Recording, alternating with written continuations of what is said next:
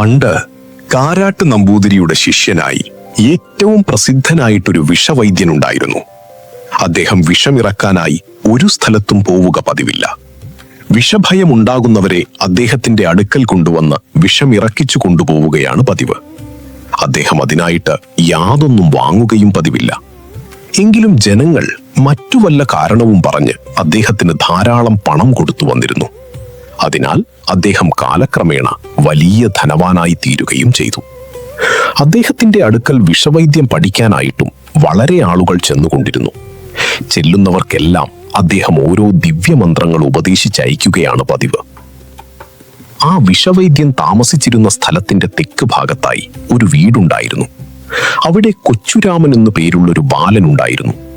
ആ വീട്ടുകാർ വളരെ കഷ്ടപ്പെട്ടാണ് നിത്യവൃത്തി കഴിച്ചു വന്നിരുന്നത്. അങ്ങനെ ഇരിക്കുമ്പോൾ ദാരിദ്ര്യ ദുഃഖം സഹിക്കവയ്യാതായിട്ട് തനിക്കും വിഷവൈദ്യം പഠിക്കണമെന്ന് കൊച്ചുരാമൻ നിശ്ചയിച്ചു. അവൻ അക്ഷരജ്ഞാനം പോലും ഇല്ലാത്ത ഒരു വിഡ്ഢിയായിരുന്നു. അവന്റെ കഷ്ടപ്പാട് നിമിത്തം അവൻ അങ്ങനെയൊരു മോഹം തോന്നിയെന്നു മാത്രമേയുള്ളൂ. ആ കൊച്ചുരാമൻ ഒരു ദിവസം ആ വൈദ്യന്റെ ശിഷ്യന്മാരെ കണ്ടു. വിഷവൈദ്യം പഠിക്കുന്നത് എങ്ങനെയെല്ലാമാണെന്ന് ചോദിച്ചു. വിഷവൈദ്യം പഠിക്കണമെന്ന് യഥാശക്തി ആഗ്രഹമുള്ളവർ ഗുരുവിന്റെ അടുക്കൽ ചെന്ന് തങ്ങളെ കൂടെ വിഷവൈദ്യം പഠിപ്പിക്കണമെന്ന് പറയണം. വല്ലതുമൊരു ദക്ഷിണയും കൊടുക്കണം. എന്നാൽ അദ്ദേഹം ഒരു മന്ത്രം ഉപദേശിച്ചു തരും. ആ മന്ത്രം ഭക്തിയോടുകൂടി അക്ഷരലക്ഷം പ്രാവശ്യം ഉരുവിടണം. പിന്നെ ആ മന്ത്രം കൊണ്ട് വെള്ളമൂതി ഒഴിക്കുകയോ ഭസ്മം ജപിക്കുകയോ ചെയ്താൽ വിഷമിറങ്ങും. അങ്ങനെയാണ് പതിവ് എന്ന് മറുപടി പറഞ്ഞു. ഇതു കേട്ടപ്പോൾ കൊച്ചുരാമന് വളരെ സന്തോഷമായി. ഇതിനു പ്രയാസമൊന്നുമില്ലല്ലോ. എങ്കിലും തൽക്കാലം ഒരു ദക്ഷിണ ചെയ്യുന്നതിന് കൈവശമൊന്നുമില്ലാതെ ഇരുന്നതിനാൽ അവന് വളരെ സങ്കടമായി. അവരുടെ പുരപ്പുറത്ത് ഒരു കുമ്പളം കയറി പടർന്നു കിടപ്പുണ്ടായിരുന്നു. അതിന്മേൽ 5-6 കായുമുണ്ടായിരുന്നു. തൽക്കാലം ഗുരുവിന് ഇതുകൊണ്ട് ചെന്ന് കൊടുക്കാമെന്ന് നിശ്ചയിച്ചു. അവൻ അന്നു തന്നെ അതെല്ലാം പറിച്ചു കെട്ടിവെച്ചു. പിറ്റേ ദിവസം ശിഷ്യരും മറ്റും വന്നുകൂടുന്നതിനു മുമ്പ് ഉപദേശം വാങ്ങണമെന്ന് നിശ്ചയിച്ചു. കൊച്ചുരാമൻ വെളുപ്പാങ്കാലത്ത് കുമ്പളങ്ങ ചുമടുമെടുത്ത് വൈദ്യന്റെ ഗൃഹത്തിലെത്തി. വൈദ്യൻ ഉണർന്നെണീറ്റു പുറത്തു വന്നപ്പോൾ കൊച്ചുരാമൻ കുമ്പളങ്ങ ചുമട് വൈദ്യന്റെ മുന്നിൽ വെച്ച് താണു തൊഴുതു. "നീ എന്തിനാണ് വന്നത്?" എന്ന് വൈദ്യൻ ചോദിച്ചു. "എന്നെ കൂടി വിഷവൈദ്യം പഠിപ്പിക്കണമെന്ന് കൊച്ചുരാമൻ പറഞ്ഞു." അതു കേട്ടു വൈദ്യൻ ചോദിച്ചു, "അതിന് വിഡ്ഢി, കൂഷ്മാണ്ഡം എന്തിനാണ്?" എന്ന് ചോദിച്ചു. വിഷവൈദ്യം പഠിക്കാനുള്ള ദ്യുതിയും പരിഭ്രമവും കൊണ്ട് കൊച്ചുരാമൻ വൈദ്യൻ പറഞ്ഞത് മുഴുവൻ കേട്ടില്ല. വിഡ്ഢി, കൂഷ്മാണ്ഡം എന്നു മാത്രമേ അവൻ കേട്ടുള്ളൂ. അത് മന്ത്രമാണെന്നും അതുകൊണ്ട് ഉപദേശം കഴിഞ്ഞുവെന്നും തീർച്ചപ്പെടുത്തി അവൻ ഉത്തരമൊന്നും മിണ്ടാതെ വൈദ്യനെ ഒന്നുകൂടി തൊഴുതിട്ട് അവിടെ നിന്ന് ഇറങ്ങിപ്പോവുകയും ചെയ്തു. നേരം വെളുത്തപ്പോഴേ വിഡ്ഢി എന്ന് വിളിച്ചതുകൊണ്ട് അവൻ മുഷിഞ്ഞുപോയതായിരിക്കും എന്നാണ് വൈദ്യൻ വിചാരിച്ചത്. കൊച്ചുരാമൻ ഒരു മുഷിച്ചിലും ഉണ്ടായില്ല. എന്നു മാത്രമല്ല, മന്ത്രം ക്ഷണത്തിൽ ഉപദേശിച്ചു കൊടുത്തതിന് അവന് വളരെ സന്തോഷമുണ്ടാവുകയും ചെയ്തു. അവൻ ഉടനെ അവന്റെ വീട്ടിലെത്തി. കുളിച്ചു വന്ന് ഒരു വിളക്ക് കൊളുത്തിവെച്ച് അതിന്റെ മുമ്പിലിരുന്ന് മന്ത്രം ജപിച്ചു തുടങ്ങി. വിഡ്ഢി, കൂഷ്മാണ്ഡം, വിഡ്ഢി, കൂഷ്മാണ്ഡം, വിഡ്ഢി, കൂഷ്മാണ്ഡം. അങ്ങനെ മന്ത്രം ചൊല്ലിച്ചൊല്ലി താൻ നല്ല വിഷവൈദ്യനായി തീർന്നു എന്നവൻ ദൃഢമായി വിശ്വസിക്കുകയും ചെയ്തു. സാധാരണ വിഷവൈദ്യൻ വിഷമിറക്കാനായി എങ്ങും പോവുക പതിവില്ലല്ലോ.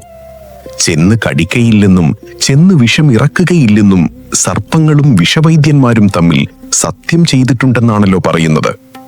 എന്നാൽ നമ്മുടെ കൊച്ചുരാമൻ അത് കേട്ടിട്ടില്ലായിരുന്നു. എവിടെയെങ്കിലും വിഷഭയമുണ്ടായെന്ന് കേട്ടാൽ അപ്പോൾ കൊച്ചുരാമൻ അവിടെ എത്തുകയും മേൽപ്പറഞ്ഞ മന്ത്രം കൊണ്ട് വെള്ളമൂതിയൊഴിക്കുകയും വിഷമിറക്കുകയും പതിവായി. ആദ്യം കുറച്ചു ദിവസത്തേക്ക് അവന്റെ വിഷവൈദ്യത്തിൽ ആർക്കും അത്ര വിശ്വാസമുണ്ടായില്ല.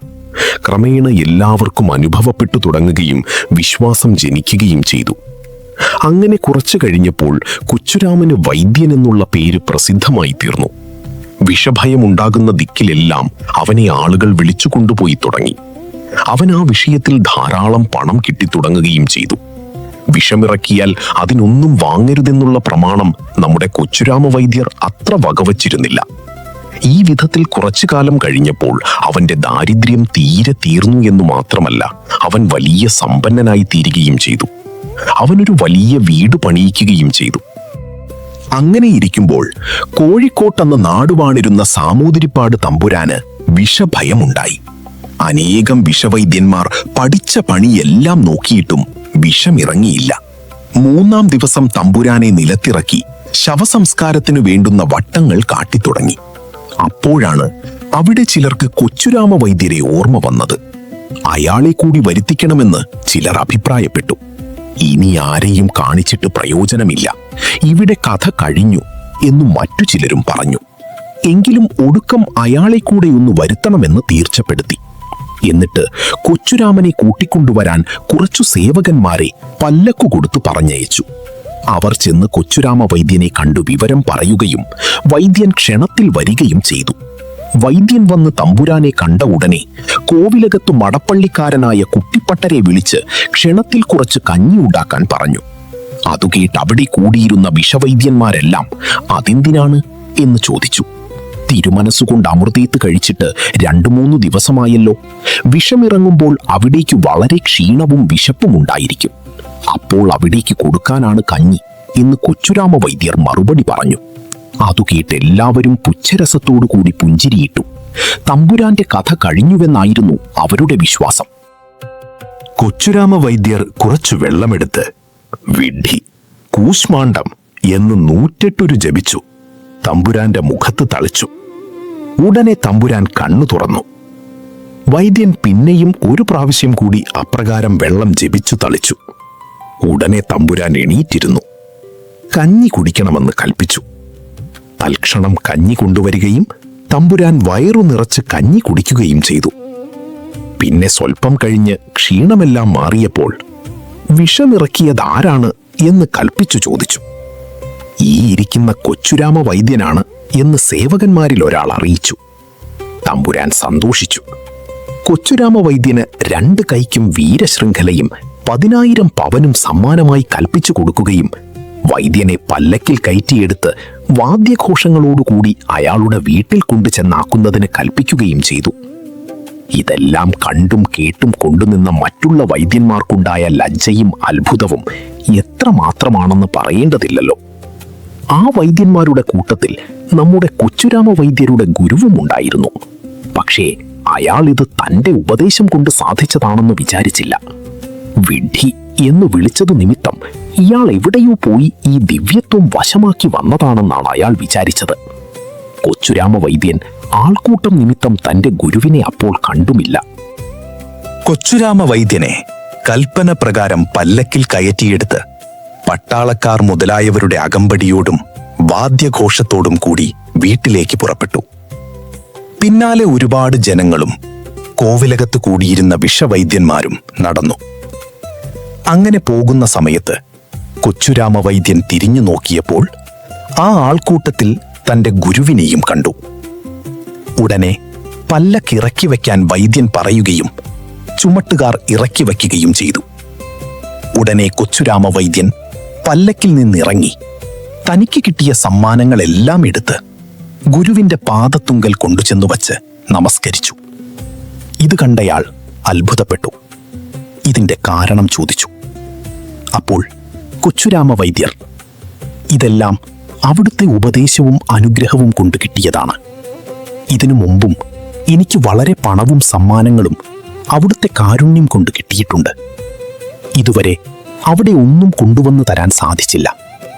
അതിനെക്കുറിച്ച് കൃപകേടുണ്ടാകരുത്. എന്റെ പേരിലുള്ള വീഴ്ചകളെല്ലാം ക്ഷമിച്ച് ഇതിനെ അവിടുന്ന് സ്വീകരിക്കണം എന്ന് പറഞ്ഞു. ഇതു കേട്ട ഗുരു പറഞ്ഞു, ഞാൻ നിങ്ങൾക്കൊന്നും ഉപദേശിച്ചു തന്നിട്ടില്ലല്ലോ. മരിച്ചവരെ ജീവിപ്പിക്കുന്നതായ ഈ വിദ്യ നിങ്ങൾ എനിക്ക് ഉപദേശിച്ചു തരണമെന്ന് ഞാൻ അപേക്ഷിക്കുന്നു. എനിക്ക് അവിടുന്ന് ഉപദേശിച്ചു തന്നിട്ടുള്ള മന്ത്രമല്ലാതെ വേറെ യാതൊരു വിധിയുമില്ല. അതുകൊണ്ടാണ് ഞാനിതെല്ലാം സാധിക്കുന്നത്. വിനയത്തോടെ കൊച്ചുരാമൻ പറഞ്ഞു. ഗുരു ചോദിച്ചു, ഏതു മന്ത്രം? ആശ്ചര്യത്തോടെ കൊച്ചുരാമൻ ഉടനെ ഗുരുവിൻ ചെവിയിൽ സ്വകാര്യമായിട്ട് പറഞ്ഞു, വിഡ്ഢി, കൂഷ്മാണ്ഡം എന്ന മന്ത്രം തന്നെ. ഇതു കേട്ടപ്പോൾ ഗുരുവിന് വളരെ അത്ഭുതമുണ്ടാവുകയും ഗുരുത്വവും ഭക്തിയും വിശ്വാസവും തന്നെയാണ് വേണ്ടതെന്നും അവയുണ്ടായാൽ സകലതും ഈശ്വര കൃപയാൽ നടന്നുകൊള്ളുമെന്ന കാര്യം മനസ്സിലാകുകയും ചെയ്തു.